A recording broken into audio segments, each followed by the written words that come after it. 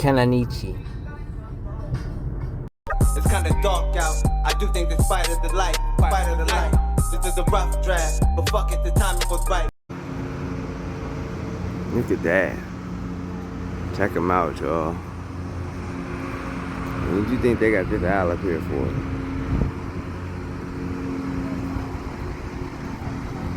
Huh.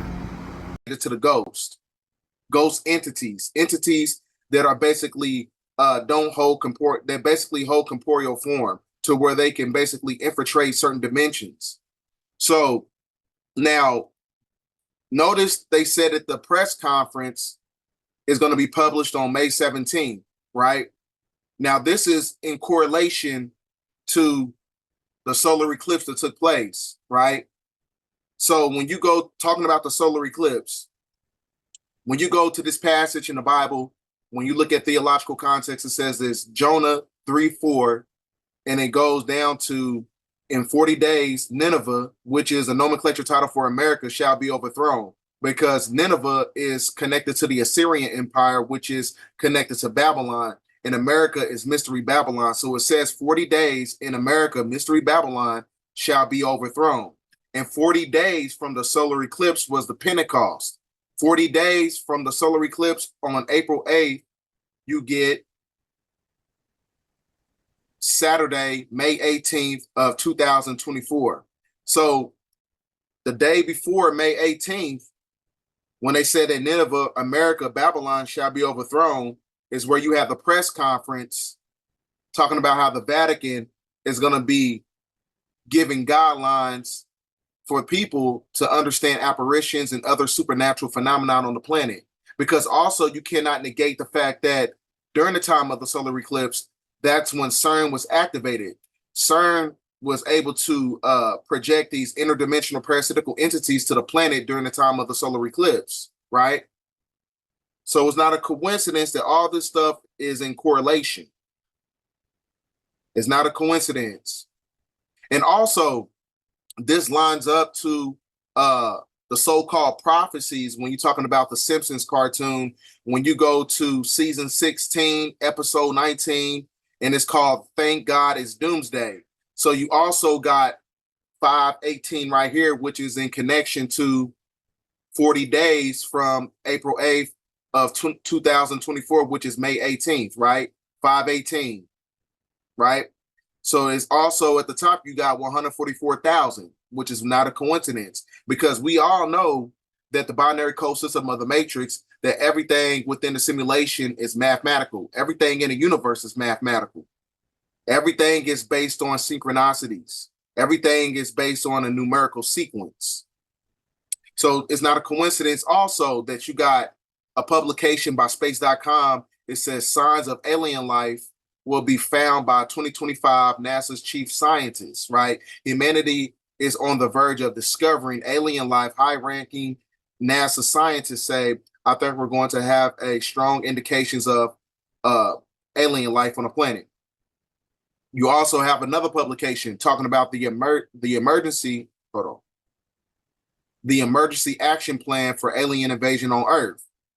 What could happen if extraterrestrial beings decide to invade Earth, right?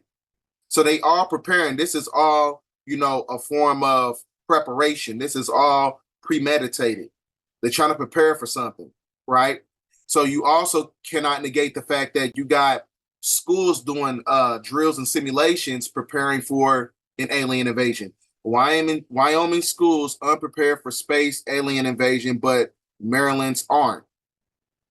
So all this stuff is taking place. And see, you got the poor baby on the ground, and they got him acting like it's a tornado drill taking place. But the extraterrestrials, if you have an extraterrestrial invasion, they don't give a damn about you hunching over like that.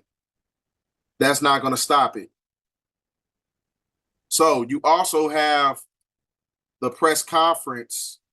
So it talks about how the Vatican holds a conference on extraterrestrial life, right? And it says right here verbatim, though it may seem unlikely location to happen upon conference astrobiology, the Vatican recently study week over 30 astronomers, biologists, geologists, and religious leaders to discuss the existence of extraterrestrials. So that's not a coincidence that all the stuff is taking place. Not a coincidence, because why would you round up so many professionals to talk about this phenomenon that's taking place? The conference was meant to focus on the scientific perspective on the subject of the existence of extraterrestrial life, and pulled in perspectives from atheist scientists, Catholic leaders alike. So it's not a coincidence as all this stuff is taking place in the house, all connected to the Vatican. The Vatican is preparing statement on extraterrestrial life, and it tells you right here, reportedly preparing for a major world statement about extraterrestrial life and its theological implications. So also, when you look at this publication, the Vatican Scientific Interest Extraterrestrial Life was publicly revealed for the first time in May of 2008, when the head of the Vatican Observatory, Gabriel Funes, also a Jesuit, gave an interview to the Vatican newspaper. So the extraterrestrials are my brothers. It's just here to the creatures on Earth. So they're giving you the reality. You got so many publications. I got so many receipts. The receipts are receipting. The math is mathing. So the Vatican tries to get a step ahead on extraterrestrial issues before announcements made by world governments. The Vatican is playing a leading role preparing for the world for disclosure about extraterrestrials. So there's a few things, you know what I'm saying, to basically that basically aligns up with everything I'm telling you. So it's not a coincidence that when you look at the geoglyph sigils on the Pope's garments, it shows you the sigil of an extraterrestrial on his garments. And it's also emulating the crop circle that you see at the bottom right here. Not a coincidence, because all this stuff takes place when you understand ontological artifacts. So you got the ontological artifacts. When you look at the sigil at the top in the Vatican, it shows you a UFO at the top right here as well. Oh, let me put my phone on silent here for a second.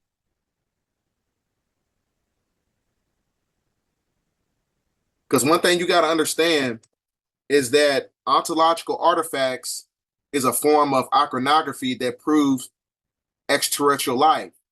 So this also coincides with the frequencies in the existence of the Vatican secrets, right? The Vatican holds 50 plus miles of shelving documents, which contain various ancient documents. And of course, it is hidden to the public. No browsing is allowed. Only selected scholars may view certain documents upon request due to its high level of secrecy, right?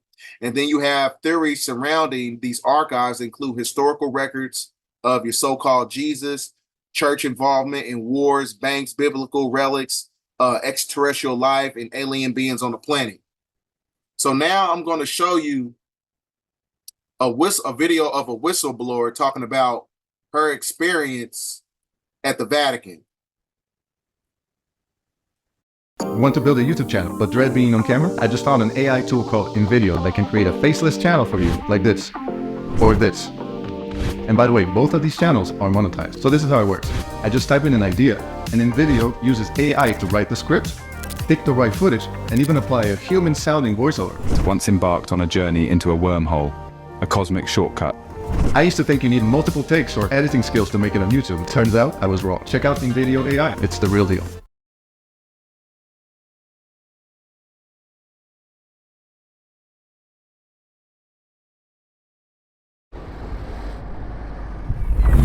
Hey, welcome to AutoZone. What are we working on today? My car is dirty. Hey, I've got just what you need. Here's everything you're going to need for a wash. Looks great.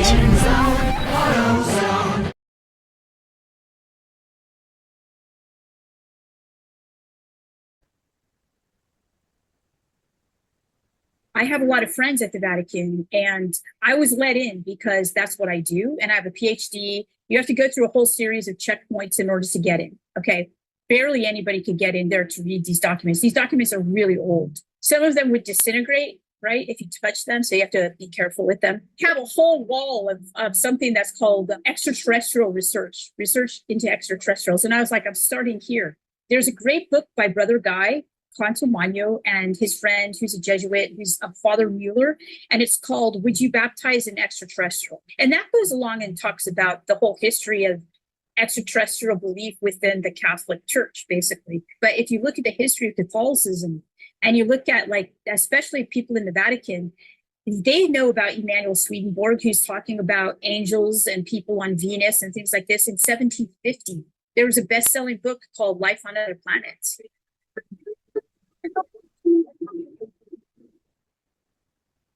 So it's not a coincidence that all this stuff is taking place. Everything basically lines up.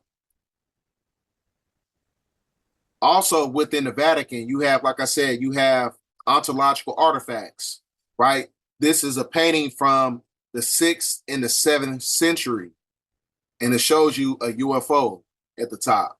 All this stuff is coming from the Vatican. You got some stuff that leaked out from the Vatican. You got a lot of books that was a part of the Vatican. We're going to get into the fact that when you're talking about the Book of Enoch was basically redacted in 1408 when the Vatican hired Thomas Arundel, because the Vatican, they understand the fact that when you read the Book of Enoch, they're talking about extraterrestrial beings. It's talking about the extraterrestrial beings, or you're talking about the 200 fallen angels. The 200 fallen angels are known as the cherubim. The cherubim is also known as the Nephala. Nephala comes from the Nephilim, right?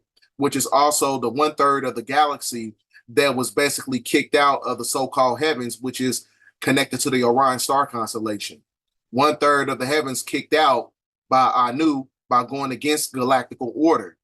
So those 200 fallen angels are basically extraterrestrial beings that is talked about in the Book of Enoch. We finna get into that later.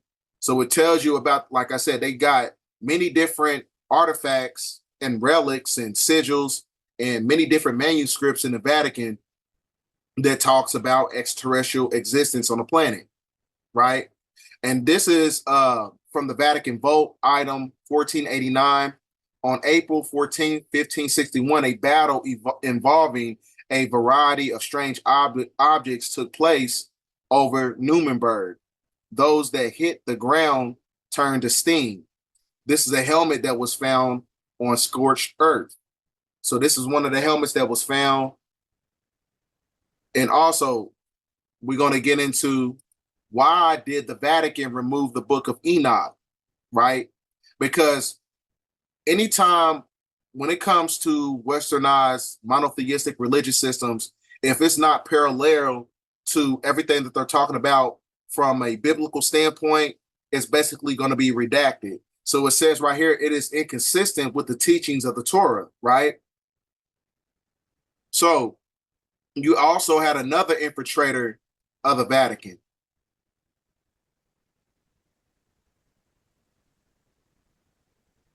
There's a guy that infiltrated the Vatican.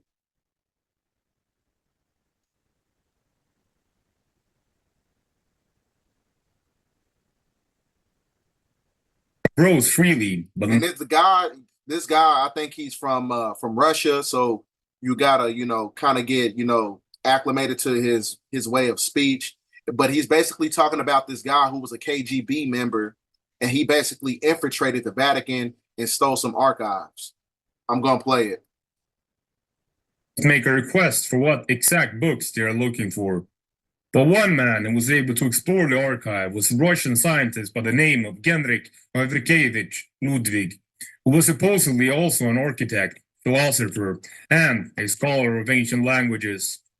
According to the story published in the Russian magazine Soverencheno Sekretno in 2011, authored by the journalist Vladimir Kushturians, Kendrick Makevreish Ludwig gained special access to the secret archives in 1920s, where he studied ancient manuscripts. There, he read about extraterrestrials who had visited Earth in antiquity. Hear what he said? He said he read manuscripts. When he infiltrated the Vatican, he read manuscripts talking about extraterrestrial existence. About extraterrestrials who had visited Earth in antiquity and helped shape the direction of the ancient Egyptians the Mesopotamians, and even the Mayans. Subsequently, he began his research of the Maya civilization and interpreted their symbols to be spaceships and spacesuits. In addition, Professor Ludwig mentioned that the library contained manuscripts about alchemy and ancient codes. Ludwig took photographs of the manuscripts and collected the rest in memory to be written down as soon as he got home, as it was obviously not possible for him to smuggle any of the manuscripts out under the watchful eye of the Vatican guards.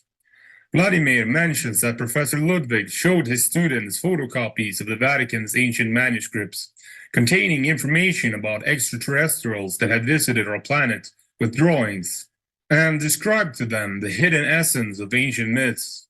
He told them of the fiery pillar that destroyed an advanced ancient civilization. He showed the students photos of the fortress walls discovered in Babylon, melted with a horrendous temperature, and believed that a nuclear blast could be the cause of this. He was also apparently very at odds with Stalin's regime, which landed him in trouble on more than one occasion. And he was also known for his extensive knowledge of the occult and for his considerable esoteric knowledge. He had a vast knowledge of ancient Sumerian and Etruscan civilizations, and also of medicinal herbs. Betrayed by his wife, the NKVD secret police arrested him in 1938. Professor Ludwig was accused of being a Vatican spy and was promptly sent to one of Stalin's gulags. Ludwig survived the concentration camps and torture and carried his incredible knowledge and language skills. He was fluent in 20 languages, including ancient ones, ideals and beliefs with them throughout the years of suffering. So he infiltrated the Vatican, stole archives, and you see he got arrested for it during the time period he was living. So it's not a coincidence that all this stuff took place. So one thing you gotta do, especially during this time period, during the time period of the Great Awakening, you really gotta have high spiritual discernment, right? That way you're able to decipher and delineate from what's real and what's fake, basically, right? Because as I was telling you before, westernized technology is basically an emulation of what takes place on a spiritual level on the planet, to where you're not able to discern if it's Project Bluebeam or if it's something really spiritual taking place on the planet. That's what you must decipher. That's where you have to get your mind in order. But in order to reap the benefits of those types of abilities, you got to do your shadow work, right? Because when you jump into certain knowledge, when you jump into consciousness, when you jump into spirituality without doing your own shadow work to face your own trauma, basically, what happens is, it's going to put you in a state of a illusionary perspective, to where you're not able to see things for what it is, to where you're not able to tap into your intuitive abilities, right? So that's what it's all about. You got to be so intuitive to the point where you're able to discern what is happening on the planet. Is this Project Bluebeam, or is this something spiritual taking place? Because as I was telling you in the last video, we are going through a shift, right? We are going through a shift. So one thing you also got to understand about why the Vatican removed the Book of Enoch. The Book of Enoch talks about extraterrestrial beings and mermaids, right?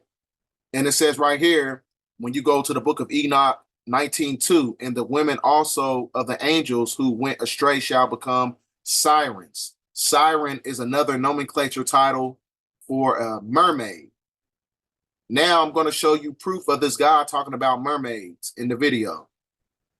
And he was basically saying that they're basically black mermaids. So with that being said, hit that subscribe button, because you're not going to get this type of information anywhere. You know what I'm saying? Because everything is an esoteric puzzle piece. We basically bring in old information mixed in with the futuristic information and modernized information at the same time, right? So that's how you get to the inception of the truth. You got to understand the science of circumology, meaning that you study all perspectives to get one truth.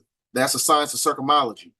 So I'm going to show you this video of this guy who's a whistleblower, and he's basically telling you his experience about seeing black mermaids or sirens as I was telling you about how it's connected to the Book of Enoch, which is why it was redacted in 1408 by the Vatican when they hired Thomas Arundel.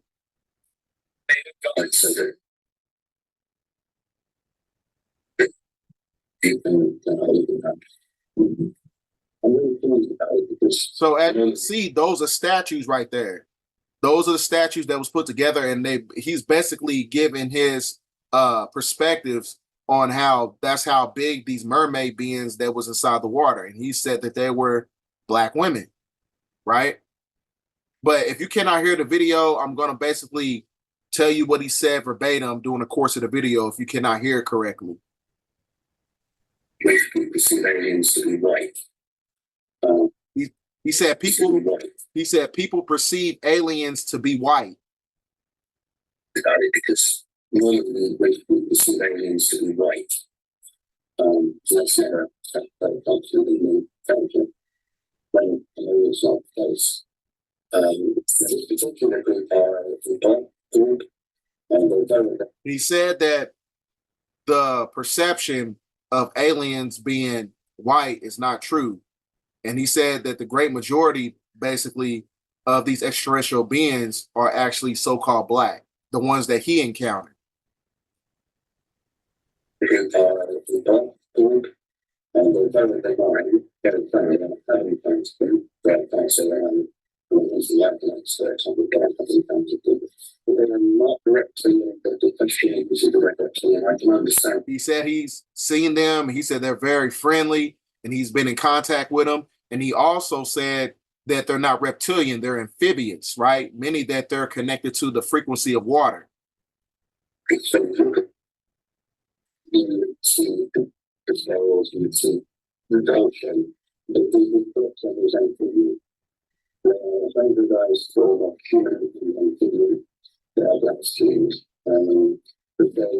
They're a hybridized form of amphibian with scales in their black skin.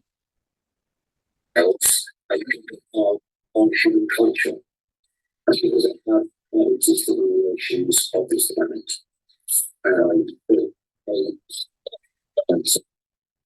So, with that being said, as we go back to the publication at the top, talking about the supernatural phenomenon and apparitions, talking about on May 17th, where the Vatican is going to hold a press conference.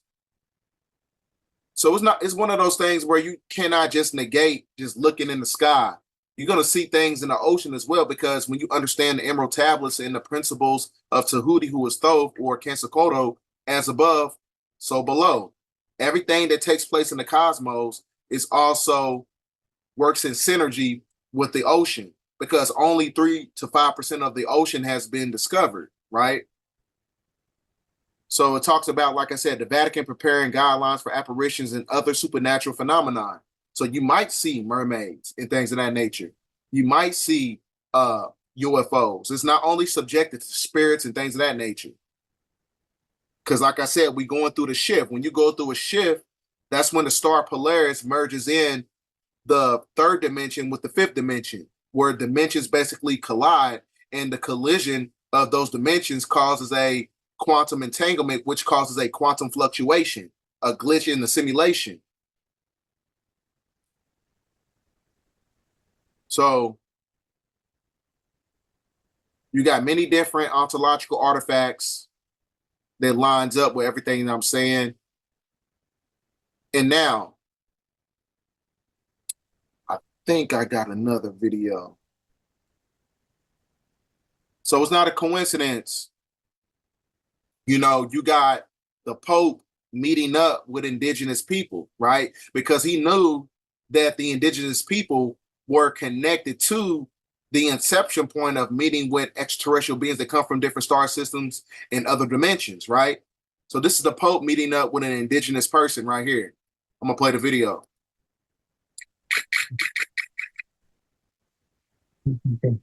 Now you got to ask yourself, why is he meeting up with this person? What type of information that he's trying to extract from this person, from this indigenous Black man, right? Why is he basically meeting up with these people, right? Because like I said, when you understand the inception of monotheistic religion Everything was basically extracted from the indigenous people. They got the edification from us, right? When you understand the Blackamoors who were the sellouts, and when you understand the indigenous Mers that was connected to the land, that was also connected to Atlantis, right? Connected to Atlantis when you're talking about the Lemurians. Mais je ne sais pas écrire, je ne sais pas lire, mais je peux juste écrire ma signature. Oui.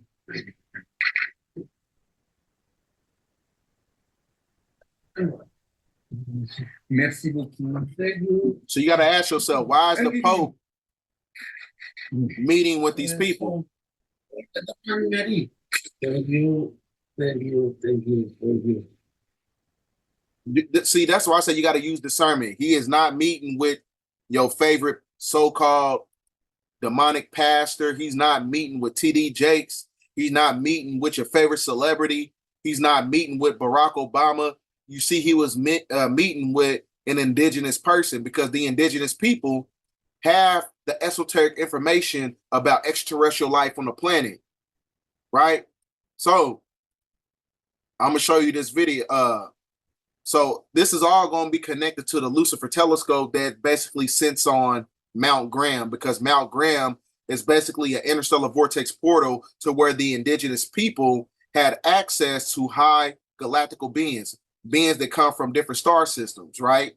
So you got the Lucifer telescope, which is basically a nomenclature title for a large binocular telescope near infrared utility with camera and integral field unit and extragalactical research. So the Lucifer telescope sits on Mount Graham. So does the Vatican know about the portal on a sacred Indian ground when you're talking about the indigenous people? So after Tom Horn and Chris Putnam publicly proclaimed that Pope Benedict would resign, the Vatican asked how they knew in advance. God told them. Now they've gotten a download on what is shortly going to happen in the Middle East. Following the release of their international bestseller, Exo Vatican, Thomas Horn and Chris Putnam were basically inundated with requests from around the world for interviews. What they discovered sent shockwaves through the Christianity concerning the Vatican's advanced telescope, which sits on top of Mount Graham in Arizona. Because we all know about Arizona. Arizona is a highly spiritual geographical landmass. When you're talking about the Sedona vortex, right? Because there's a lot of interstellar vortex portals that connects you to the space-time continuum, right? To where you're able to manipulate timelines and go into other dimensions. So the Vatican telescope, which is also known as the Lucifer telescope, right? It's also known as the Lucifer telescope. And it's basically comprised of the two technological telescopes of the Galileo and Santilli that basically has the convex lens and the concave lens. So this is how you're able to see antimatter, which is also light, and you also have matter, which is also light. That is the main thing about the Vatican telescope, because they're basically trying to see entities from other dimensions that don't take corporeal form and entities that have the existence of physical matter. Now, it's time to redefine web hosting with Bluehost Cloud, the new platform built for WordPress creators by WordPress experts. Host lightning-fast websites with 100% network uptime, all with 24/7 priority tech support. With Bluehost Cloud, the possibilities are out of this world. Experience Bluehost Cloud at bluehost.com. For those who do not understand the quantum physics aspect of matter versus antimatter, now, the lithium atom is basically a noble gas, right? So you got 9 noble gases in the universe, which is carbon, lithium, sulfur, helium, hydrogen, xenon, radon, argon, and krypton.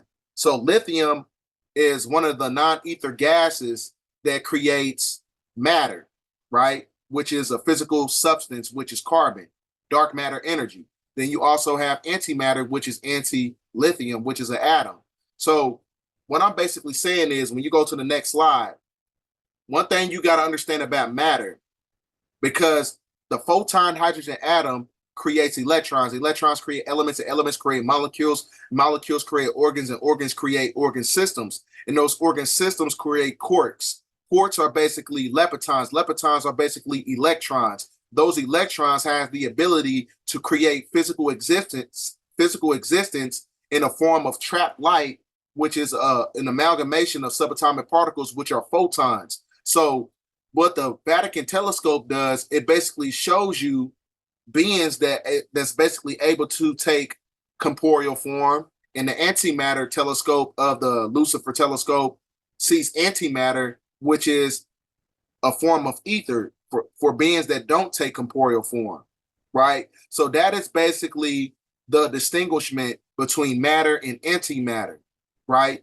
So antimatter is basically comprised of antiquarks. Antiquarks are basically protons and neutrons, which are basically neutrinos. Neutrinos is a form of light, false light, photons, right? So that is basically why because one thing you gotta understand, if extraterrestrials did not exist, why would you create this Luciferian telescope, right? Comprised of the same technology of the Galileo telescope and the Santilli telescope that has a convex lens and a concave lens. Antimatter versus matter, right? Which is based upon the frequency of light. So that's what the Vatican telescope, it helps you see into other dimensions. So when you able to see into other dimensions, when you have those interstellar vortex portals opened up on Mount Graham, this is where you're able to see certain entities and certain UFO phenomenon. Because if it wasn't real, why would you create that form of technology, right? So that's why, like I said, you got to use your discernment. You got to use your spiritual intuition. Everything is not a goddamn psyop. Everything ain't Project Bluebeam. Because like I said, they use westernized technology to hide the fact that we're going through the shift, right? Because when something does take place and some type of spiritual phenomenon, something supernatural, you might see an Anunnaki or a mothership or something like that, people are going to be like, oh, that's Project Bluebeam, when really something that actually took place, right? Because there's another, one thing you got to understand, that once you reach the apex of consciousness, we're able to transmute our biological vessels into the Merkaba light ship, to where we're also able to turn into UFOs. But that's a whole other video, right? So if Project Bluebeam, you know what I'm saying, if the Vatican telescope if it was created, why would you create that if extraterrestrials and UFOs didn't exist? That's all I'm saying. So everything is not subjected to a psychological operation. Everything is not propagated by the government. Ain't no way. So even more astonishingly, the personal secretary to the Pope, now Saint John, related in the Pope John was visited by a tall Nordic being who landed flying saucer in the Vatican gardens. Now, one thing you gotta understand about the Nordics, a tall Nordic is basically a Pleiadian. You got two different factions of Pleiadians. You got Ashtar Command, and then you got the Pleiadians that work with the Galactic Federation, right? Just like you have two different factions of Anunnaki. You have the Cherubim and the Seraphim, right? Which is basically comprised of the Elohim. So this is also connected to the Majestic 12, because the Majestic 12 is comprised of Ashtar Command, the Insectoids, and the Draconian Reptilians, who is also known as the Archons, which is also known as the Cherubim or the 200 fallen angel in the Bible, right?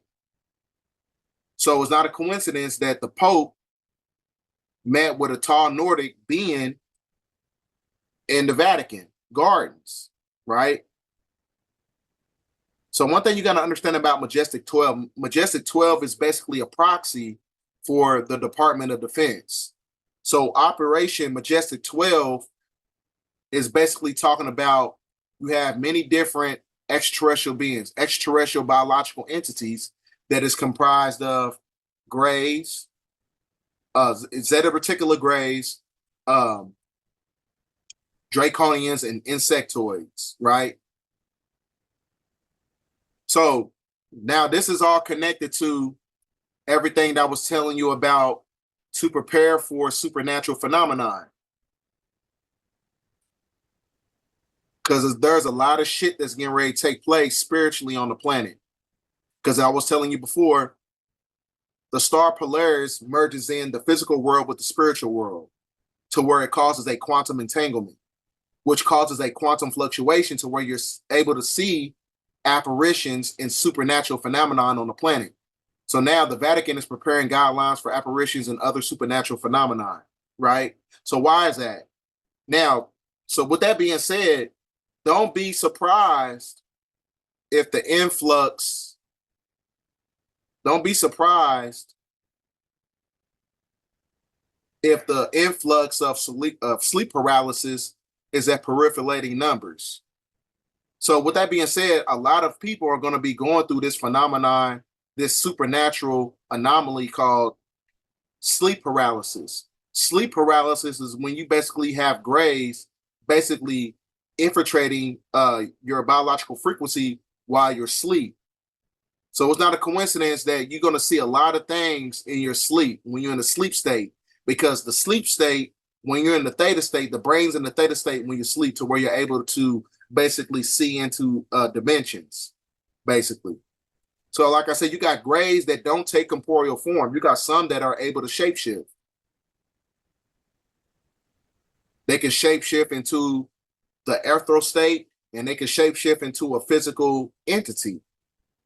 So you also got these ontological artifacts in the Vatican. So why would you put stuff like this inside the Vatican if extraterrestrials didn't exist? This is a Sumerian astronaut, one of the ontological artifacts inside the Vatican. Now we finna get into more theological context that proves my claim about extraterrestrial existence on the planet, right? So when you go to this publication right here, talking about the mystery clouds, are they UFOs, by Dr. Malachi Z. York, right? So when you understand the nomenclature title of heaven, heaven comes from the Greek word Oranos. Oranos is connected to the word Orion. Orion is a certain star constellation. So when you go to Amos chapter 5, verse 8, it tells you that heaven is in the Orion, right? Which is also known as the seven stars, where you get the TV show called Seventh Heaven, right? So when you also go to Job chapter 9, verse 9, Arcturus, Orion, Pleiades, and the chambers of the south, they talk about these star constellations in the Bible, right? That proves to you that you have extraterrestrial phenomenon. Also, when you go to where we at? So as I was telling you before, one thing you got to understand about, certain apparitions and phenomena, supernatural phenomenon, is not only subjected to spirits or whatever, it's also talking about UFOs. So you can also have UFOs that don't take corporeal form, but where they're able to go into fourth octave ether. When they're able to go into fourth octave ether, that means that it's basically facilitating the technological devices on the planet to have a cloaking form of technology. So have you ever looked up into the clouds and noticed that sometimes they resemble certain shapes like animals or even people or even objects? You even seen clouds change colors when the weather is about to change in the shadow hours, right? So one thing you got to understand about clouds, it tells you right here in Exodus 13:21, clouds move strategically across the sky. They stop and they go and they illuminate at night. Then when you go to Exodus 14:19, the pillar of clouds led the children of Israel into their journey in the wilderness. And then you also go to the Holy Quran. It talks about the canopies of clouds, right? So all this stuff is connected to a form of a symbology of UFO phenomenon. Also, you go to Thessalonians chapter 4, verse 17, during the time of the tribulation, where people will ascend up into heaven in a cloud. You don't ascend into a cloud, you ascend up into basically a UFO or so-called spaceship, right? Then when you go to Acts 1:9, it talks about how he was taken up, a cloud received him out of their sight. Then also, when you go to Revelations chapter 11, verse 12, in the second coming of Christ and to the earth.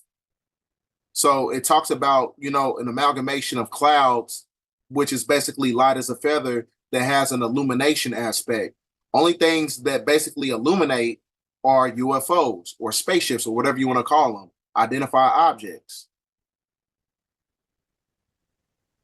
Now you cannot. So what I'm showing you the hypocrisy of people who are stuck in monotheistic religion. They believe in, Jesus walking on water and all this other stuff, and Moses parting the Red Sea, but you don't believe in UFOs. You don't believe that extraterrestrial beings exist, but you believe all the other bullshit in the Bible, right? You believe all the allegories and mythologies in the Bible, but how can you negate something when they've been telling you about extraterrestrial existence in the Bible if you knew how to read it correctly, right? So it tells you right here in Luke chapter 9, verse 35, while Peter yet spake, behold, a bright cloud overshadowed him, right? Clouds don't, turn up bright. Anything that's bright has a form of a spectrum of light. Spectrum of lights or frequencies or whatever, that is all connected to UFOs and identify objects. So also,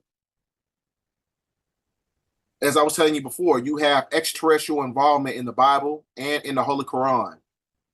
So extraterrestrial, one thing you understand is that the word terrestrial means earthly, to basically reside within the Earth's atmosphere.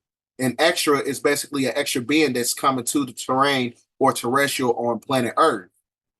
So with that being said, one thing you gotta understand is that one thing about clouds, because we're going to see a lot of things in the clouds, because everything in our atmosphere has basically been manipulated ever since the solar eclipse on April 8th. So one thing you understand about the materialization of clouds, they have a form of convection. Convection is when you have radiation that's basically extracted from the ground and uplifted into the nimbosphere, right? And in the nimbosphere, clouds are basically supposed to move in the nimbostratus. Clouds are not supposed to rest. Anytime you see a cloud that's resting, that is basically a UFO using the cloaking technology by going into fourth octave ether, right? Ether is a form of a gas. Gas is amalgamated by a way of clouds and things of that nature. So I'm going to show you some more videos because all this stuff is connected to May 17th, as I was telling you before. On May 17th, 2024, the Vatican will release a detailed document providing guidance on how to discern supernatural phenomena, apparitions, appearances, or communication with divine beings, such as saints, angels, or Christ himself. The last time the Vatican released guidance on apparitions was in 1978 under Pope Paul VI. That document, Norms Regarding the Manner of Proceedings in the Discernment of Presumed Apparitions or Revelations, was released due to the increased influence of mass media.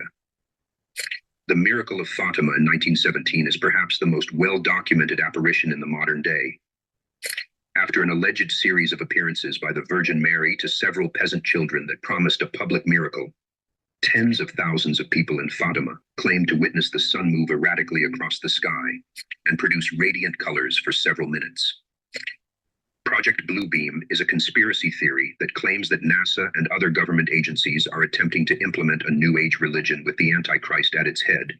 And that New Age religion, I did a video on, I did a transmission on it, and it's basically talking about Raelianism. Raelianism is basically a form of UFOlogy that's connected to a form of theology, right? So, like I said, Project Bluebeam, that is a real psychological operation that's going to be facilitated by the governmental elites.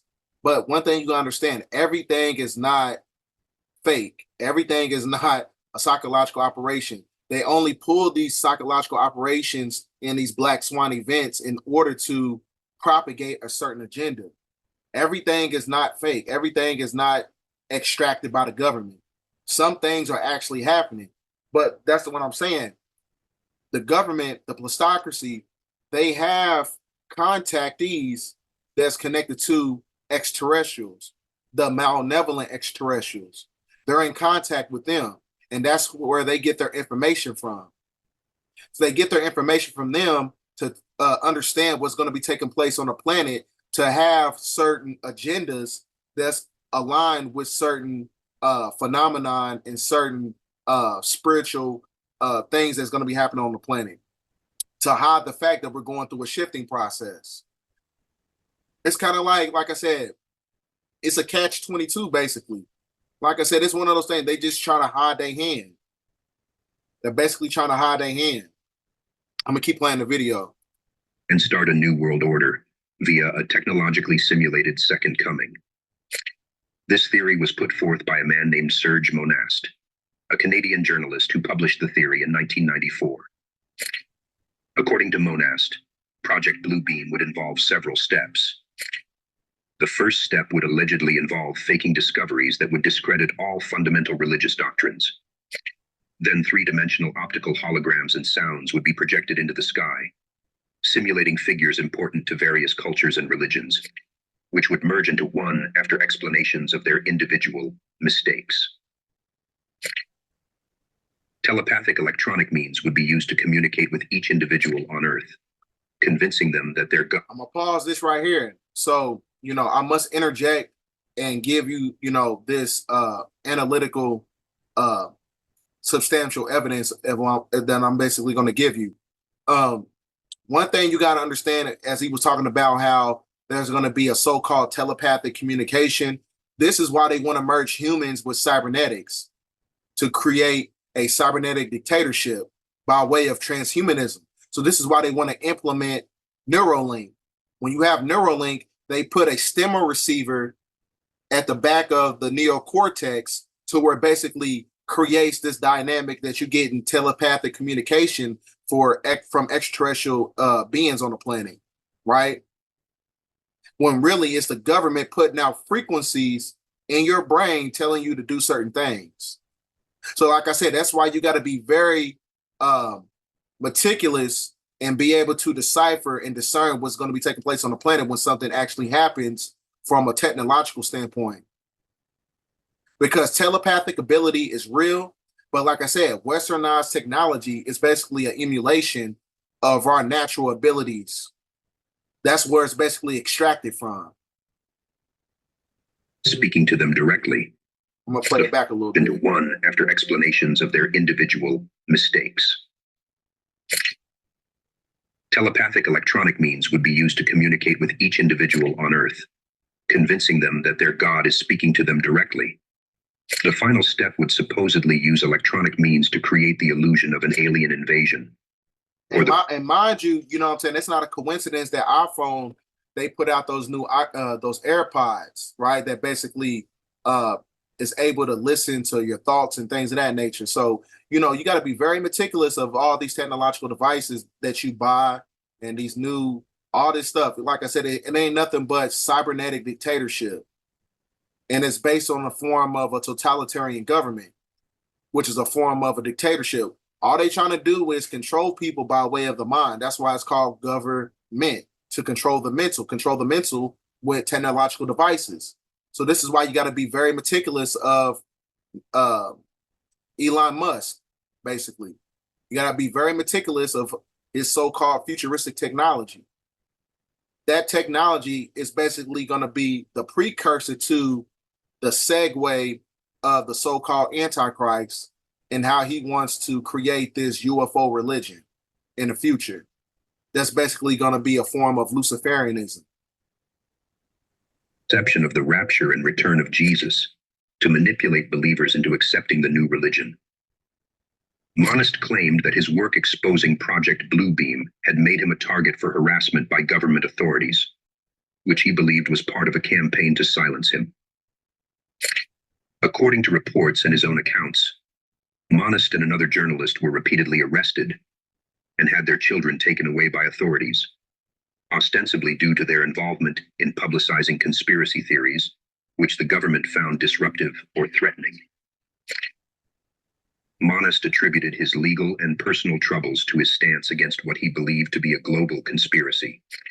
He ultimately died of a heart attack in 1996, which some claim was induced or somehow facilitated by government agents as a way to permanently silence him. Not a coincidence. Not a damn coincidence. So, ladies and gentlemen, this is a wonderful time to be alive because we're going through many different changes on the planet. We're going to be seeing supernatural phenomena. So, though, if you do see something, don't think that it's fake. Like I said, just use your spiritual discernment. That's all you got to do. Your gut feeling, your gut will never lie to you. Never. This is another thing that I came across. It talks about the Antichrist, the Vatican, and the alien CERN disillusion. This book was released, the United States Department of Defense announced a new UFO task force to find and identify UFO activity in restricted areas. Now, this book reveals the identity of the beings behind the UFOs, their connection to the Vatican, their connection to CERN, and the plans they have for humanity in the days ahead. So, you know, what's crazy about this book is because I got the PDF, and this book came out in the early 2000s. And it's kind of crazy how all this basically lines up with the last few videos that I've been putting out, talking about the Antichrist, talking about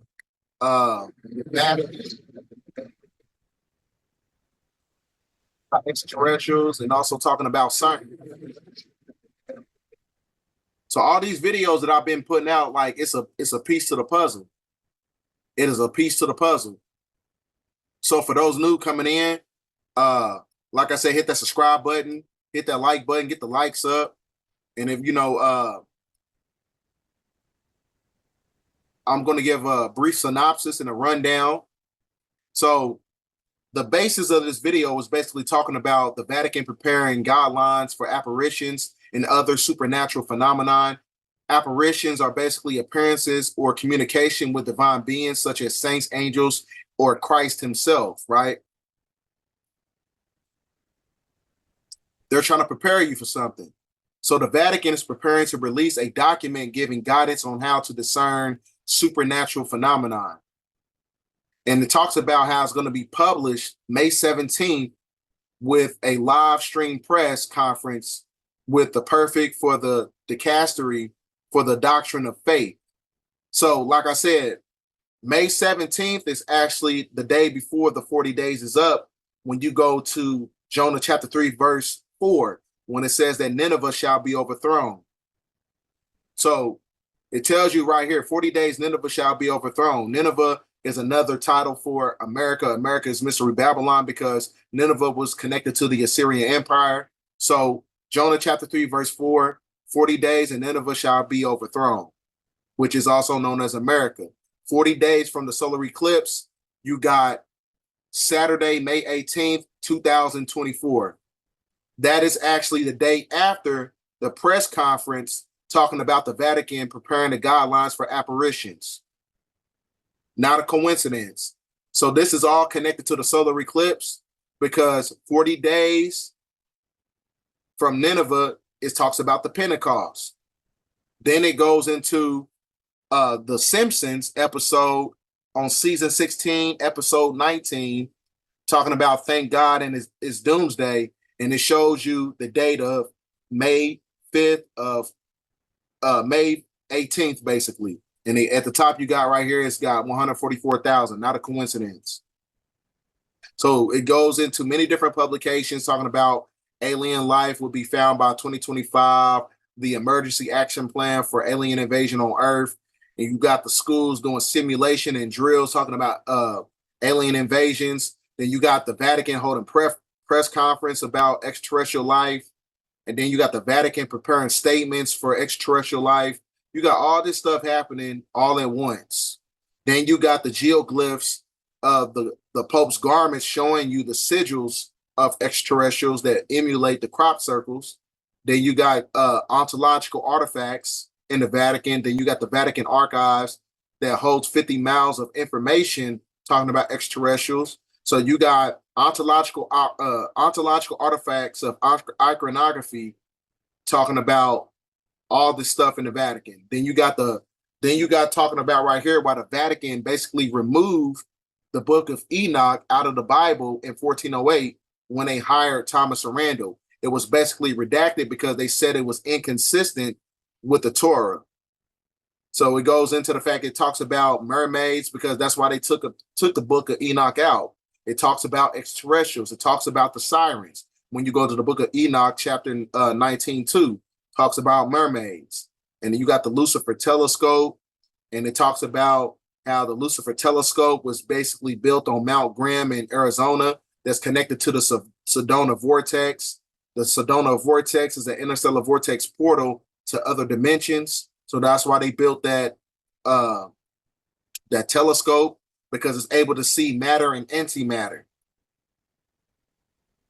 So that's what's happening right now, man. All this stuff is taking place on the planet. Now, I'm going to, give a brief synopsis and a dialogue with you guys. So it's one of those things, man. If you think, something taking place on the planet, if it's going to be Project Bluebeam, or if you think it's really something that's supernatural on the planet, put it in the comments. Tell me what you think. Do you think it's Project Bluebeam, or you think it's something spiritual going on because we're going through the shift, right? So like I said, you got to use your spiritual discernment. You got to use your spiritual intuition. You got to use your spiritual abilities during this time period because you're going to need it like no ever. Otherwise, your ass going to get lost in the sauce. You're going to be connected to the technology that's going to be facilitated by the plastocracy, right? So it was one of those things where, everything. See, one thing that what they're trying to do, they're trying to commercialize, this phenomenon of spirituality to where you don't think it's real. Because anytime you commercialize something like that, people automatically is going to think it's a hoax, basically. They're automatically going to think it's a hoax. So we living in a time right now, it's very critical.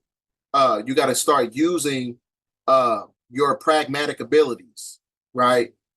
Everything right now, this is based on prophecy. This is based on divine alignment. This is based on a form of cosmic order. Because like I said, we in the age of the true light. Everything is getting exposed.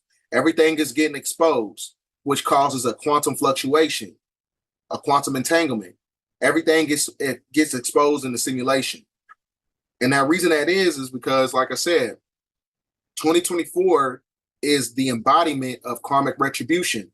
The karma is the exposing of the system that subjugated humanity for the last 6,000 years under the lunar cycle. So this is a wonderful time to be alive right now. This is a time to get as much information as you can. This is the time you're supposed to be reading. This is the time you're supposed to be getting your spiritual chakras in alignment. You know what I'm saying? You got to tap in and do your shadow work, because if these spirits and these apparitions and all this supernatural phenomenon, if they're infiltrating planet Earth, it's one of those things where you can be compromised as well if you haven't done your shadow work, because you have holes inside your aura. Your chakras is out of balance. Get your chakras in order. Start going to the gym. Start drinking more water. Start working out. Start reading more. Start doing things that are basically self-affirming that puts you in alignment to reach the benefits of your higher self. Because if you at your lower state, and when these entities come in, when you're talking about the supernatural phenomenon and these apparitions that the Vatican is talking about, you're going to be infiltrated, right? So you have to look in the mirror and do your own self-realization. Self-realization puts you in alignment to where you become a master. You have to master yourself and learn yourself intuitively in order to reach the apex of consciousness. So like I said, it's one of those things, man. We live in very critical times. A lot of stuff is going to be happening. A lot of shit is going to be happening. So that's why, you got to get with your spiritual tribe. You got to get with like-minded people. You know what I'm saying? The hell with your family. Don't nobody give a fuck about linking up with people from the past. Link up with people who was on your frequency. Link up with people who have the same thinking process as you. Link up with people who is your true spiritual family, right? That's what makes you family, by way of on how y'all connect on an energetic level, not because y'all damn blood or whatever. That's a three-dimensional construct. So you got to see, you know what I'm saying? You got to stop seeing people for who they are. You got to see energy, because energy don't lie. So when things get tough, that's how you're going to connect with your spiritual family. You got to read the energy. You got to have the ability to read the room, right? Because a lot of people are going to be infiltrated spiritually as we go through the shift. You got to have the ability to read the room right before you go in that damn room, to see who don't like you, to see who's plotting on you, So with that being said, ladies and gentlemen, get this video out there. Because there's a lot of stuff that's taking place. There's a lot of spiritual implications that's going to be taking place on the planet. So get this video out there, share the video, like and subscribe, get the likes up, share this video as much as possible so we can, tap into the algorithm so they won't try to suppress and subjugate the video. So with that being said, ladies and gentlemen, end of transmission. 10:14. We will put an end to this madness. It's me again, God. I know it's been a long time since I last called you back on your line. So I hope and I pray for your hand to help me on the ladder to the land. Karma's gonna get to you, and then you'll have a chariot with only one less friend. Now I had distant folks that are looking to my eyes to understand the wisdom he's given and his wealth from the skies. So thanks for this meal that I'm about to receive, and thank you for my health and all the good memories. Thanks for the courage taking on another day, when I used to not believe, but now I know about grace. Stay away from the fire, cause the flames does burn. Go with your gut feeling, when it's wrong you learn. For every one step I take, the Lord takes two. And do unto others if you want it done unto you. It's me again, God. I know it's been a long time since I last called you back on your line. So I hope and I pray for your hand to help me on the ladder to the land. It's me again, God. I know it's been a long time since I last called you back on your line. So I hope and I pray for your hand to help me on the ladder to the land. This a completion, the selfish Proto-Grecian, Amerindian, Phoenician. I'm the last of the Mohicans, the bastard of the land, the pen, melanin, accretion. And we just trying to get back to the fact that we was kings and queens of a land before the avalanche seized it. I live on Turtle Island with the rest of the diseased. Better than the medicine for 7 different treatments. Niggas try to ride away but end up getting seasick. The sleep can feel my words like Braille, and they're awakened with the penmanship of Hindu script written in them vacant monastery honor. Payments to the prototype. Tomorrow's only a day away, but nothing happens overnight. The fuck's wrong with going left when you know it's right? Biting off more than I can chew, that's an overbite. Black on black crime is like watching 2 soldiers fight when all along they was on the same page. History. It's me again, God. I know it's been a long time since I last called you back on your line. So I hope and I pray for your hand to help me on the ladder to the land. It's me again, God. I know it's been a long time since I last called you back on your line. So I hope and I pray for your hand to help me on the ladder to the land.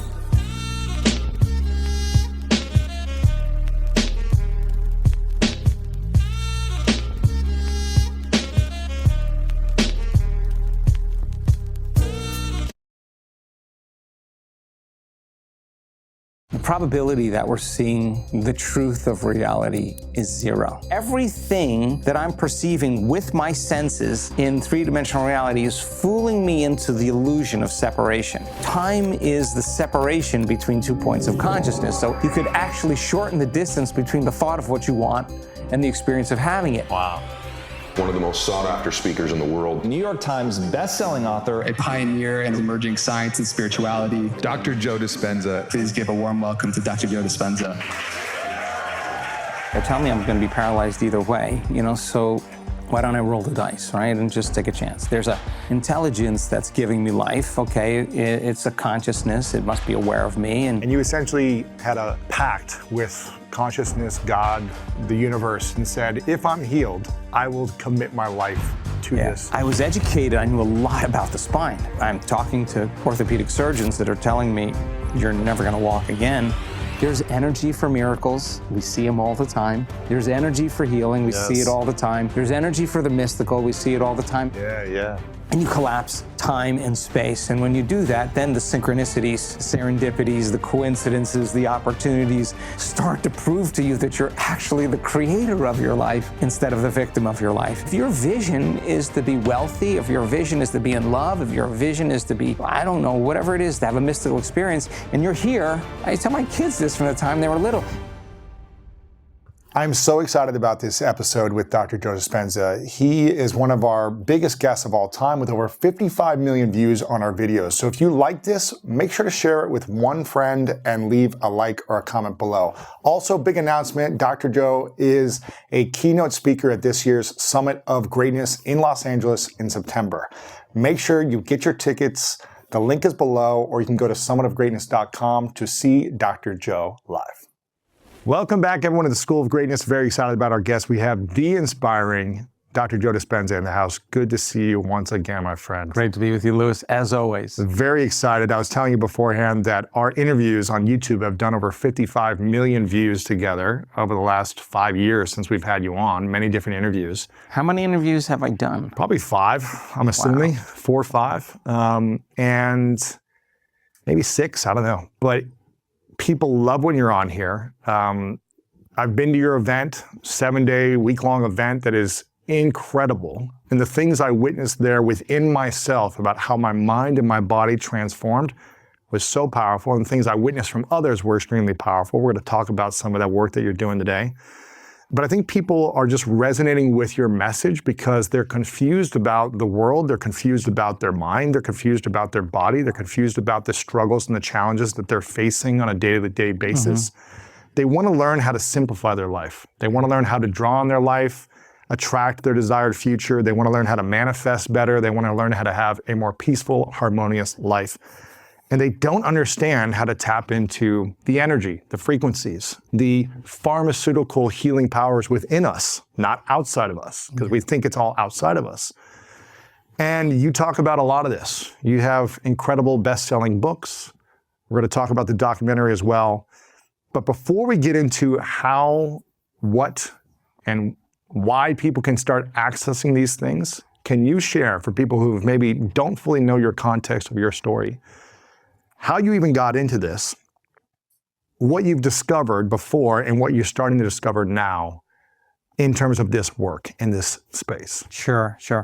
First of all, thank you of course, for all of that.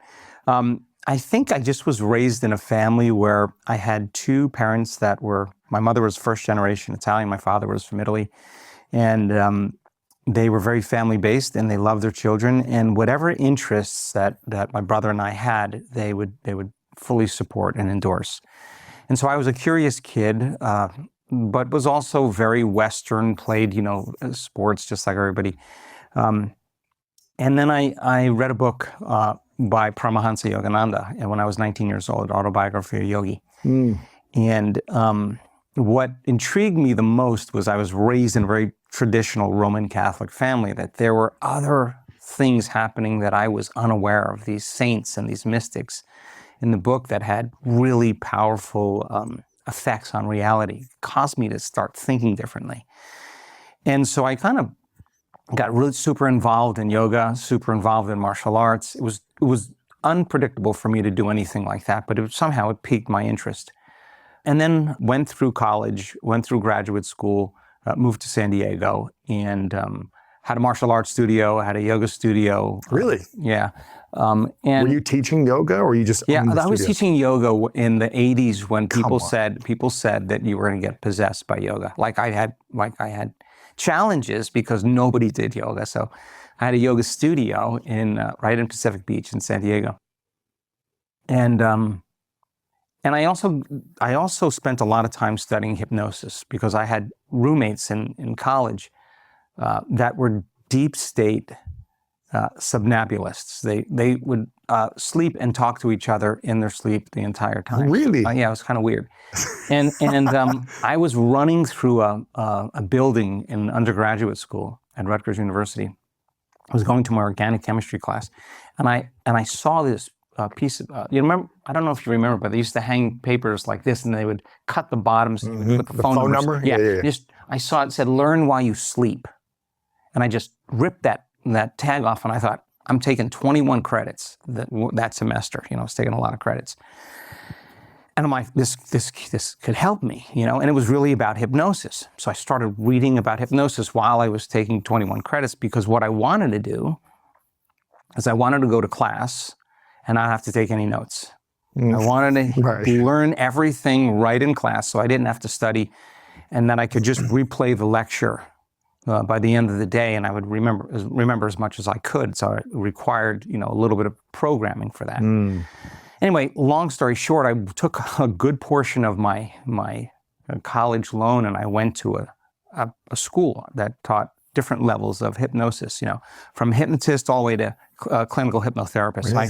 I put over 500 hours in studying it, and I started my own practice, and that's how I generated money to go to chiropractic college, and I started witnessing some pretty amazing changes in people, like right before my eyes. Like there was some power to the mind that I saw. The effects were taking place right in front of me, which of course piqued my interest again. I got decent at the fact that I didn't have to take any notes when I went to school, and ran a clinical practice. And then when I moved from Atlanta to San Diego to start my life after I'd graduated, I started doing triathlons, and that was kind of the hotbed where triathlons were. San Diego, SoCal. Yeah, Southern California. I sponsored all the 10K races in San Diego, and then I was in a triathlon. I got run over by a truck, and I broke 6 vertebrae in my spine, and the prognosis was pretty bad.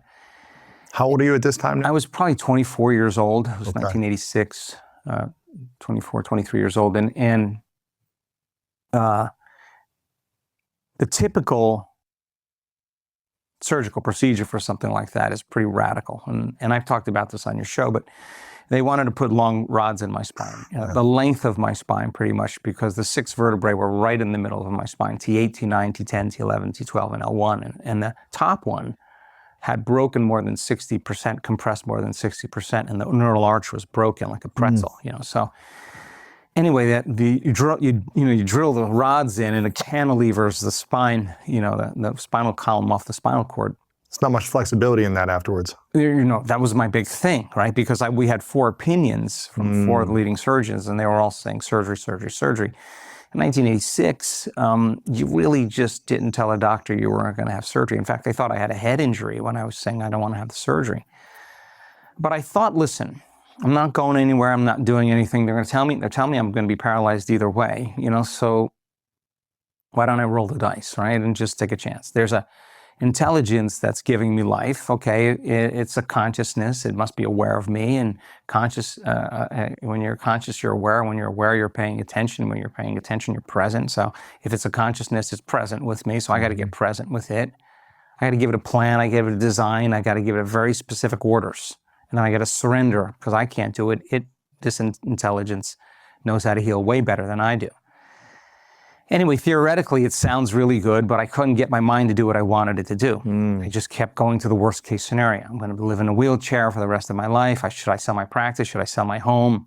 I'm never going to walk again, And I couldn't control my mind. And that was the part that really intrigued me the most because I read the book where the mystics were doing all these kind of incredible miracles and healings, and I witnessed some of the powers of the mind when I was doing hypnosis, and I knew I had to get beyond my analytical thinking mind to get into the operating system to make a change, and I couldn't control my mind, and it was a dark night of the soul for me because I kept going to the worst case scenario instead of the future that I wanted. And I think when we're pressed in stress or survival, you always prepare for the worst, right? There's better chances of survival. So for me, I couldn't control my mind, and that became the obsession.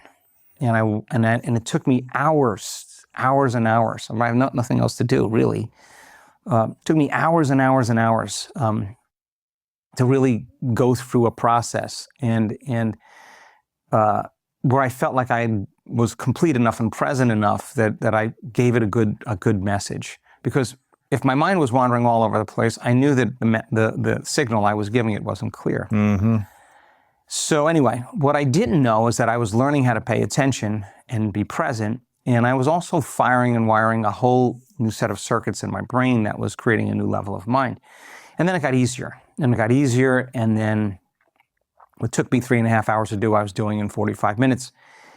And then the outcomes started to produce changes in my body, sensory motor changes, pain levels in my back, everything was changing. And I knew right in that moment that whatever I was doing inside of me was producing an effect outside of me. In other words, I was causing an effect. You weren't taking pills or medication? No. There was not an option. They wanted to put me in a body cast. They came and fitted me for this full cast. Man. And they told me I had to wear it for a year. Anyway, long story short, it worked. And I was back on my feet in 12 weeks. 10 weeks, I was back in my life in 12 weeks doing everything I was doing before. And during that time, I just said, look, if I said to this intelligence, if I'm ever able to walk again, I'll spend the rest of my life, I promise, studying the mind-body connection and mind over matter. And kind of, for the most part, I've been doing that ever since. So anyway, you were 23, 24 this time. 24, yeah. And you essentially had a pact with consciousness, God, the universe, and said, if I'm healed, I will commit my life to this. If this works, because I was educated, I knew a lot about the spine, and I'm talking to orthopedic surgeons that are telling me you're never going to walk again. And I'm talking to orthopedic surgeons that are telling me, you don't have much flexibility in your spine. And I'm thinking, you may not have any flexibility in your spine, but I have a whole lot more flexibility than you do, right? And so I had to weigh what I knew against what I didn't know. And I think that's really that moment. That's a dark night of the soul, right?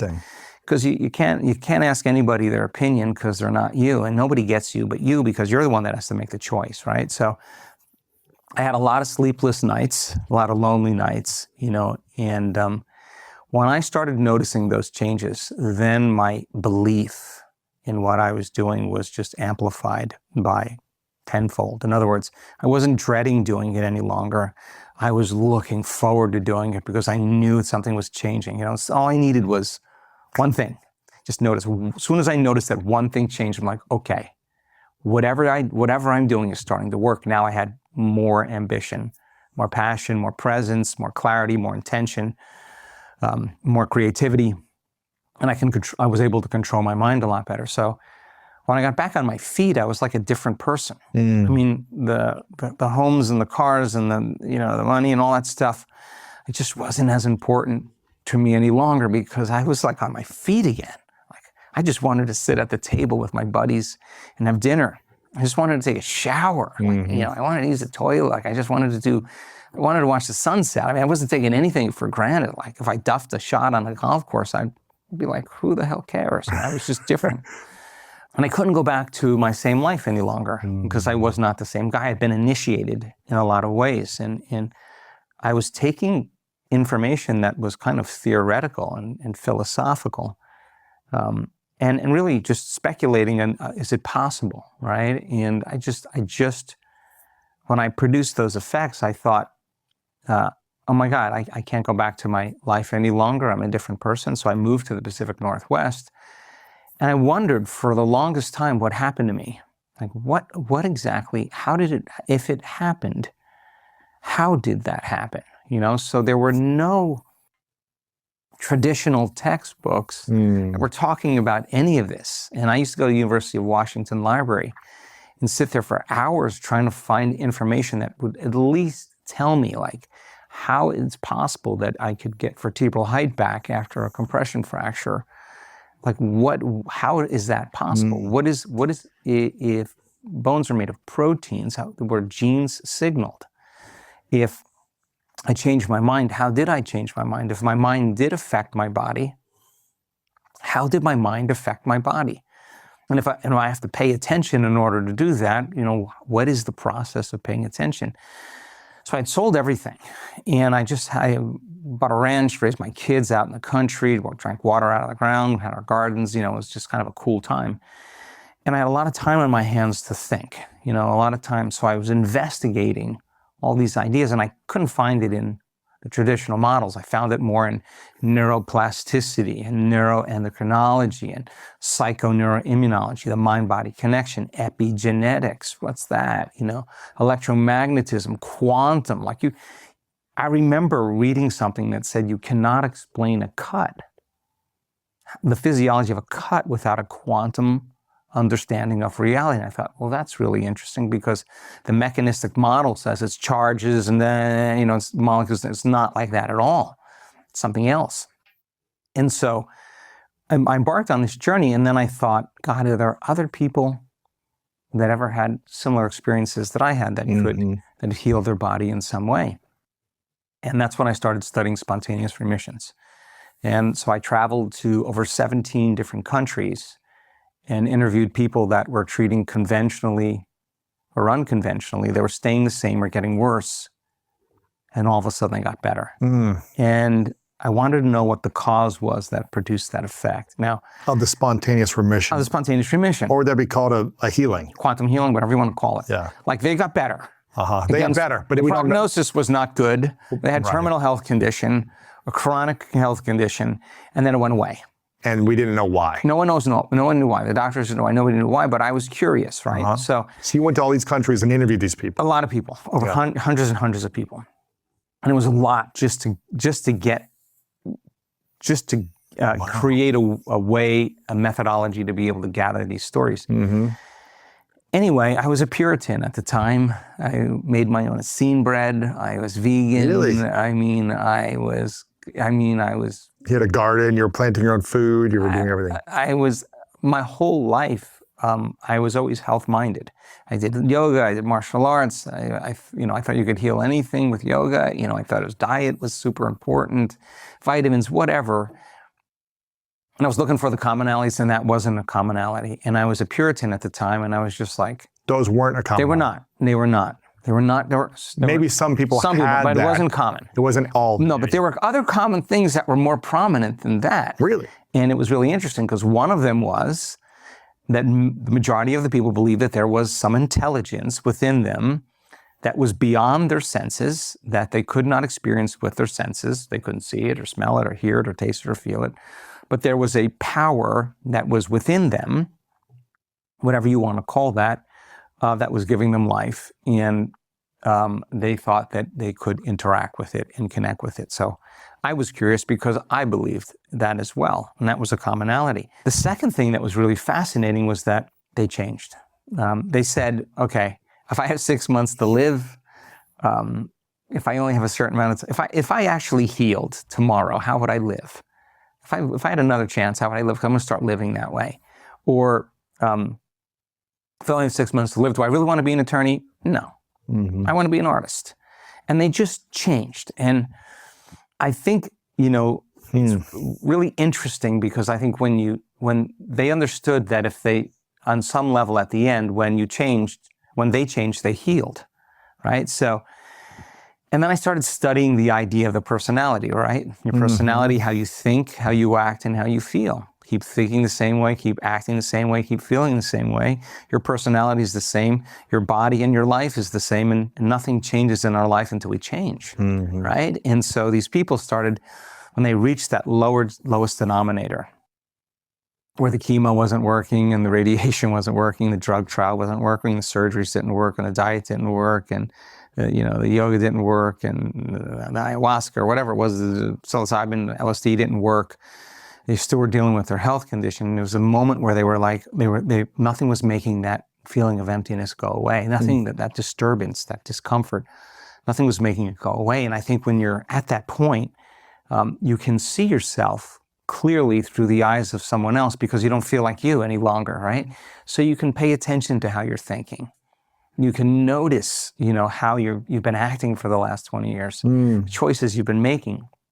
And you can look at the feelings that you've been feeling your entire life. And I think that is the moment we become conscious of our unconscious self, which is, for the most part, programmed to be 95% of who we are in terms of our attitudes, our beliefs, our perceptions, our unconscious habits and behaviors, and our kind of redundant and automatic emotional responses, right? So 95% is subconscious, right? So the first step is becoming conscious of the unconscious self, and that's not comfortable because you got to light a match in a dark place and you got to come up against yourself, right? And so on some level, they broke the habit of being themselves, and they realized that the emotions that they were living by really weren't loving to them. The anger, the resentment, they were just like, I can't hold on to this any longer. And I think the stronger the emotion we feel towards some past event or some circumstance in our life, the more we pay attention to it, right? And where you place your attention is where you place your energy. And you're managing your attention and energy to some person or some circumstance or some past event, you're giving your power away, right? So build your field, take your power back, take your attention off that person, overcome the emotion. You free your body from the past because the emotion really is just a record of the past. So I saw that the majority of the emotions that these people were living by, that they changed, were the emotions that were derived from the hormones of stress. And when you're living in stress, you're living in survival and anger and aggression and hatred and jealousy and envy and insecurity and fear and anxiety and worry and vigilance and hopelessness and powerlessness and guilt and shame and unworthiness. Entitlement, importance, control, competition, they're all derived really and driven by these hormones of stress. And so turns out that it's really hard to stop feeling those emotions because they're like an addiction. The arousal that's created from living in that emergency state consumes an enormous amount of the body's energy for some threat or some danger in the outer environment. And there's no energy in the inner environment for growth and repair. And the long-term effects of living in survival, and remember, stress is when your brain and body are knocked out of homeostasis. It's knocked out of balance. So the long-term effects of living in that chronic state of stress, the body's constantly in imbalance, and that imbalance becomes a new balance. Now the person's headed for disease because no organism can live in survival or emergency for an extended period of time. It'll consume all of its energy. There's no vital force for growth and repair, for long-term building projects. So I started really studying really what stress does. And you could have the perfect diet and take all the vitamins and all the peptides and time it all. And you can do, high intensity training and fasting and yoga and massage and chiropractic and acupuncture. But if you're living in constant fear emotionally, and you're thinking about your problems, and your thought about your problems is turning on the same stress response as if you're being chased by a lion, or your reaction to a coworker is producing the same chemical change as if there were some threat in your environment.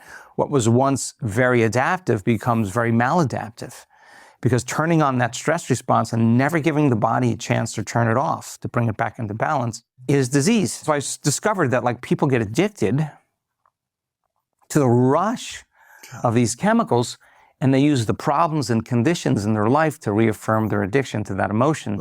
And on some level, they become addicted to the life they don't even like, and that's why it's really hard to change. Because when you break an addiction, you go through cravings. And the addiction is when the body has been conditioned to be the mind, and it's looking for its familiar chemistry, for an arousal that takes away the whatever it is the person's feeling in terms of emptiness or whatever. So I got fascinated because if you can turn on the stress response just by thought alone, and the long-term effects downregulate genes and create disease, and our thoughts can make us sick. And I was like, oh my God, these people realized innately that when they forgave, what is forgiveness? When I discovered it was just overcoming the emotion. You just finish the emotion, and now you have wisdom, because the memory without the emotional charge is called wisdom. And when you overcome the emotion, you no longer have your attention on that person or problem, and it's all okay, right? So free the body from the chains of the past, and it can become renewed again.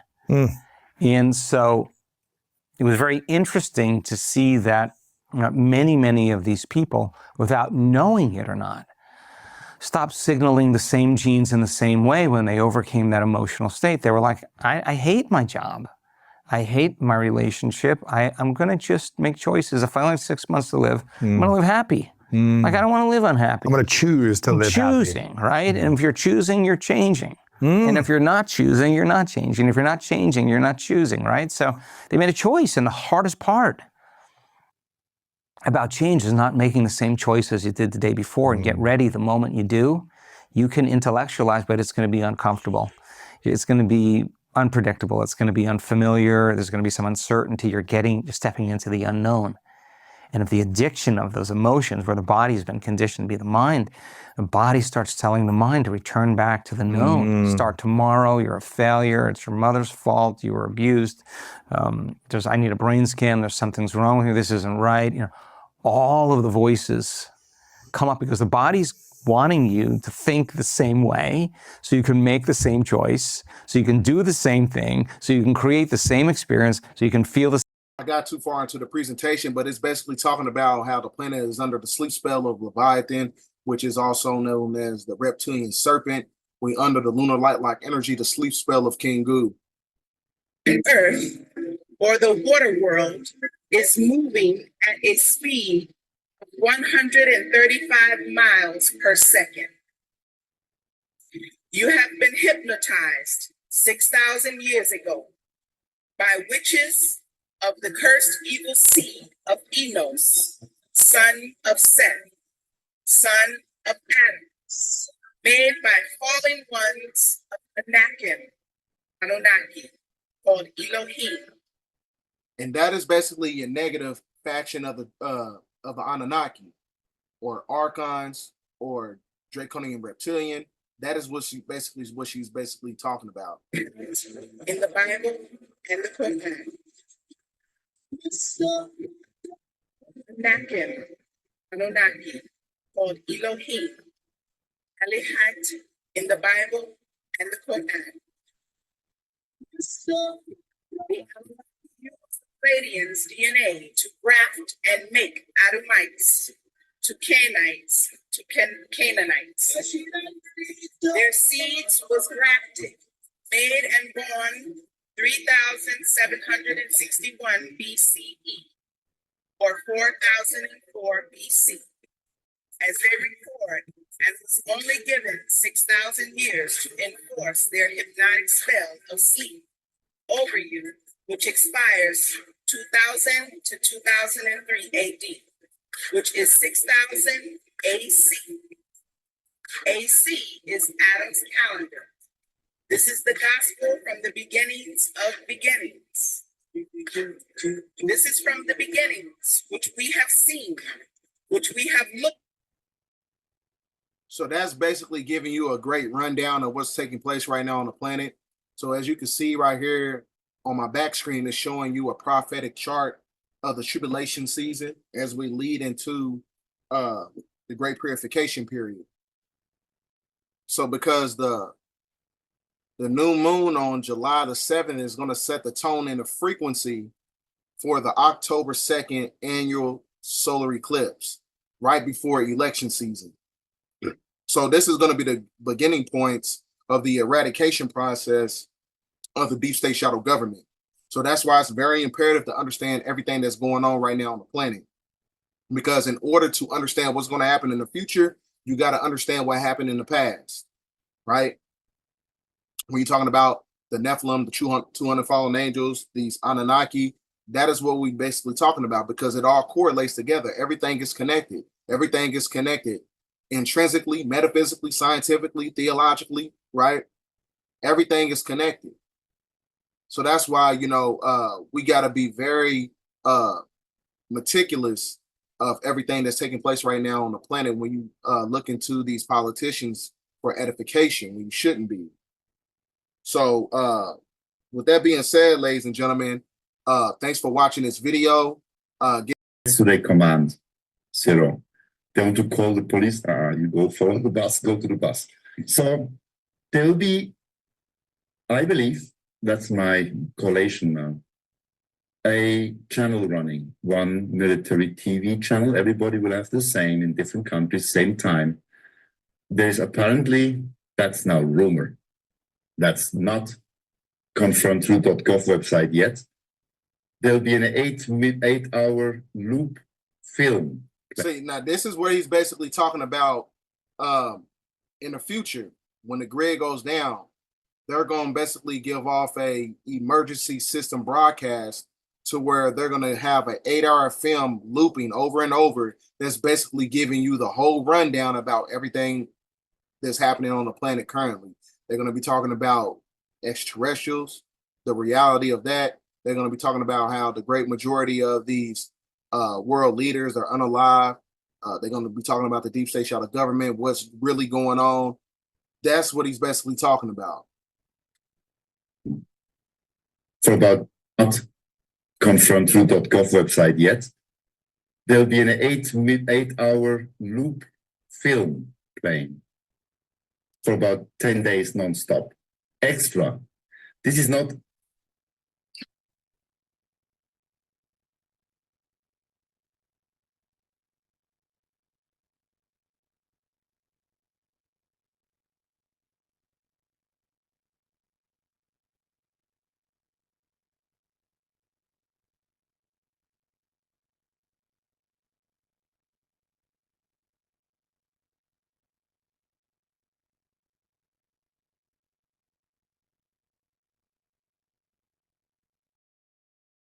based on a new aircraft, right? I'm selling an American aircraft.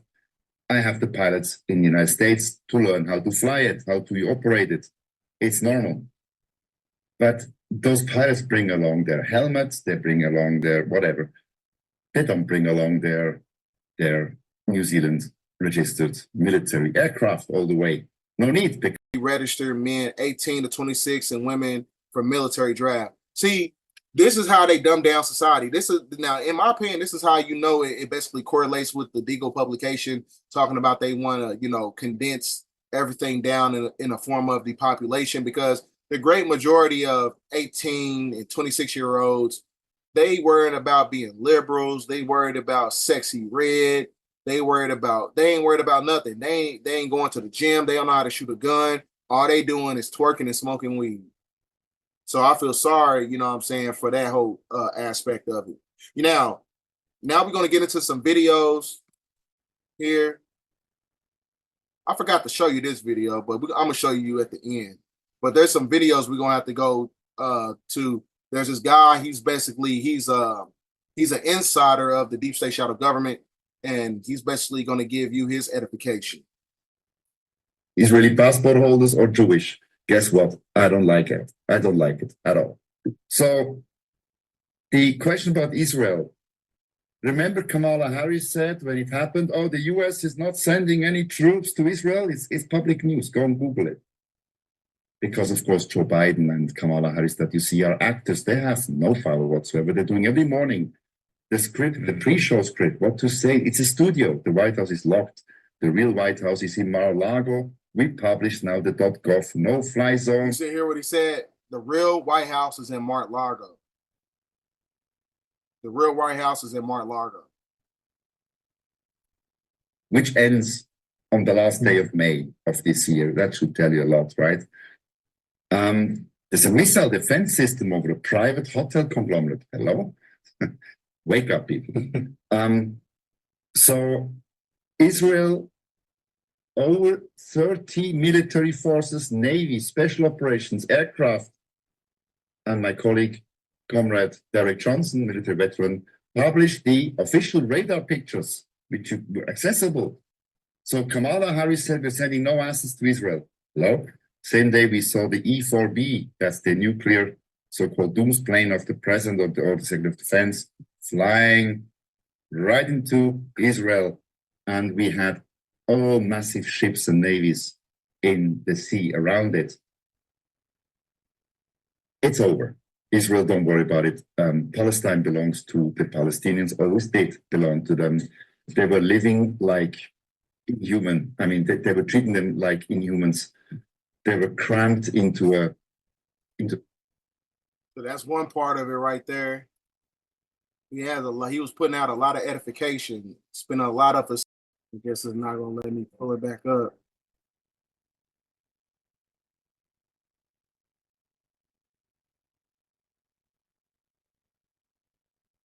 Well, pretty much reached the apex of the video anyway, because I didn't have no other slides. All I got is videos left. But I can still give a rundown of everything that's going on. So we got this other video left right here. Yes, America. Yes. And New Zealand is one of those. You can say that categorically. Can you say just a little bit more about how that affects New Zealand? It's not just a lie. They're under our command, or under the command of President Trump. He's Supreme Commander, right? Russia is also under the command and coordination of the United States military, so is the Chinese and the Indians, Australians. So that what that basically means, that is basically setting the tone and the frequency for BRICS. So if Donald Trump controls the infrastructure of Russia and China, what does that mean? That means that he's basically controlling everything from a form of a ultra-nationalist fascist concept, right?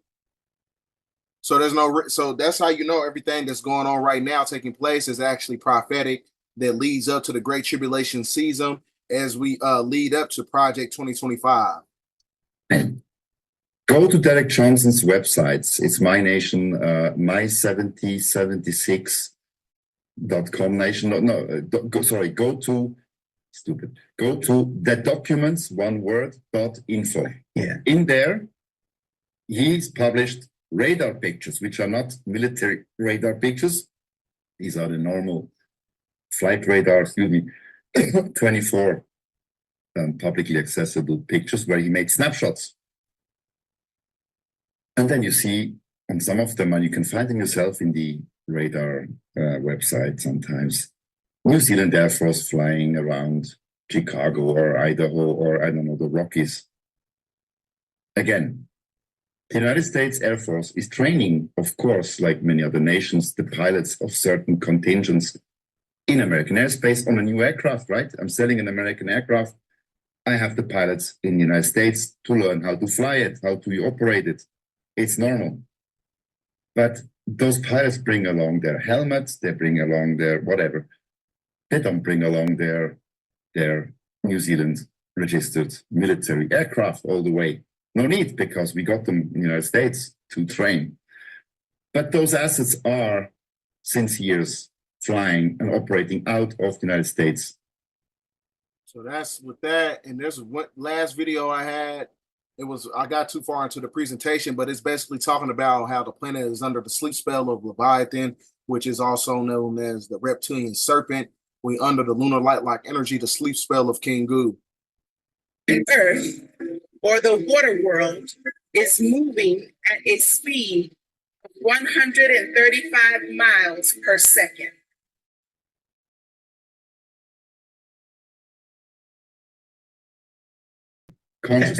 Yeah. And to explain why, it will be explained why you're in the lockdown. It will be explained for your protection, for your liberation. It will be explained. They will show apparently gruesome stuff of politicians doing horrible things to children and other people, war crimes, crimes against humanity. Clinton was eating babies, crazy stuff. I know it sounds horrible, but that's what they have done, these people. President Trump. Yeah, satanic rituals, CERN off, boom. That's the truth will come out through the military, of course. They are the authority, the US military and the allied military under command of US military forces, New Zealand forces. They will take control in a calm fashion. It's not like Africa where they go and with guns and tanks in roads. There'll be military presence because to catch the bad guys running with Nike Toon shoes or Adidas, pick them up. But you won't see much difference really. When you come out though, life will change. I believe time, which is fake. We don't have time. Everything happens at the same time. Time was a way to enslave humanity, right? Working time, sleeping time. It's over. So science will change where the moon and sun, where the moon is fake news because I think it's a base of the other species which we have exterminated. Science will be pretty much corrected and it will be shocking for many and not many will make it. We are a minority of human species on this earth right now. And hey, it's going to be, as President Trump said, the best is yet to come. And again, he never lied to you, so you can be happy. Got that going on.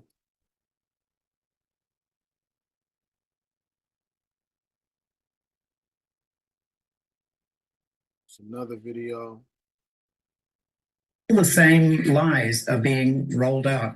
Now, you talk about this time, sometimes 10 days of darkness, but something is going, presumably the media will go dark at that time. But the media is there a way for the truth to come through at that? So he's basically talking about how all this stuff is going to segue into the warning nationwide blackout happening. And it's, the grid is going to collapse. It's inevitable. You know what I'm saying? That's going to happen. Same guy right here. His name is Pascal Najati. Dire warning drops urgent messages, activated 10 days of darkness. So that's what he's basically going to be talking about in this video. The media will be taken out. Boom. Switched off. We don't need them anymore. They're all cabal. They're all bad. And by the way, a lot of controlled opposition too. Boom. We know who they are. Yes, they are. Gone. So I'm looking forward to seeing them eviscerated, that's for sure. Look, but what about the truth coming through? People just don't know it. It's like the system and the broadcast at all. Yeah, it's the EBS, the emergency broadcast system. Every nation has it. You'll get an instruction to go home. Then you go home, please. Go home. And please, this lockdown is not against the population. It's to protect you, but nothing serious. It is the end game. Why? No aircraft, no internet, no helicopters, no private jet, no taxis, no nothing.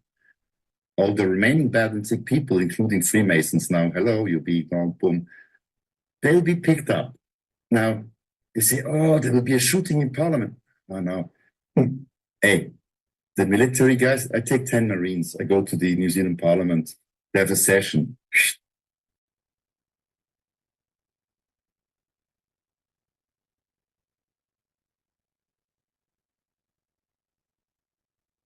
One more video. No, two more.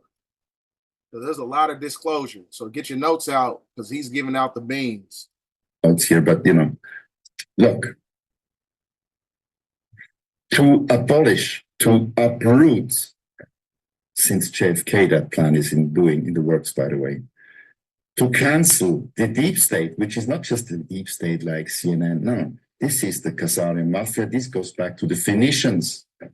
Our science is wrong. Because one thing, you got right, like I was telling you about this book, the Canaanites, they spoke Phoenician. The Phoenician, when you look at the black nobility symbol, it is a double-headed phoenix, right? Symbolism would be their downfall, right? So you got to read this book called the Blue-Eyed Beast. Today, time, the concept of time is wrong. Actually, we have no time. You'll find that out. It'll be told you by the military when you're locked up. To do all this monumental work, President Trump said it. In America, we do not worship government. We worship God. And I add to that now, we all worship God, and the total Swiss corrupt people now. We all worship God. Yes, we do. And now we show you where God resides. Now, the Trump warp speed, they say, oh, I did warp speed. Wait, warp speed was done by bad and sick people. Almost, dang it, I deleted my whole presentation.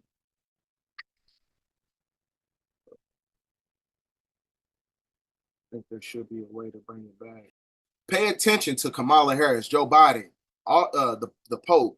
Pay attention to their physiology, right? Everything that comes from the left is of de facto corporation, is fraud. The fraud has basically ended. So that means that they have actors and skinwalkers, draconian reptilians, under these masks that is basically running the smoke screen of a show to keep people stuck in this illusion.